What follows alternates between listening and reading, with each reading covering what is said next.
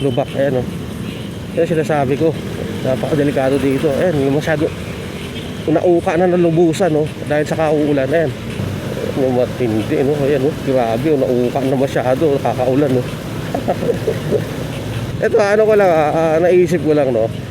Pag may ano ba, pag na-aksidente ka ba dahil sa lubak, tapos hindi aksidente ba, hindi ka mabilis, kumbaga na-aksidente ka lang, na outbalance ka, napilayan ka, naipit yung paa mo, may ano ba, pwede ka bang mag-claim nun sa ng damage sa kung sino man na may hawak ng ano, nakakasakop ng kalsada na may lubak? Pwede ka bang mag-claim sa kanila ng ano, ng parang damage o danyos? Hindi ko alam tinatanong ko lang. Kasi, di ba pag ang motorista ng amote,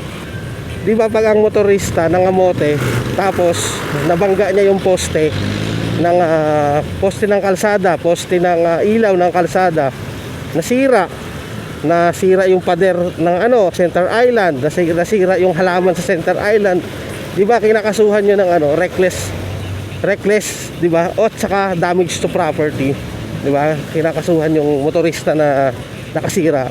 Eh paano kaya kung yung motorista naman ang na-aksidente dahil sa lubak?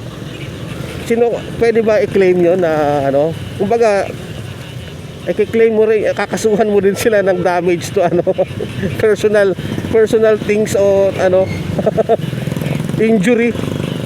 Kasi maayos naman yung patakbo mo, may lubak, hindi mo nakita, na-aksidente ka, na-outbalance ka, naipit yung kamay mo, nabalian ka, naipit yung paa mo, diba? Or worse, may sa likod kang sasakyan, nabangga ka, naipit ka, diba? Hindi ko alam kung meron ka, no? Yung parang fair ba, diba?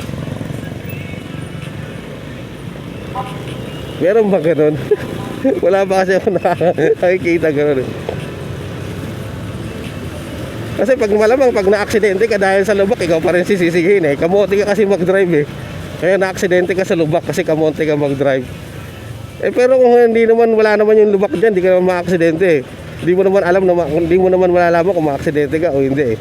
Na-aksidente ka dahil sa lubak, yun ang dahilan. Pero sasabihin mo, dahil kamote ka, kaya na-aksidente ka, eh lalubak ka eh.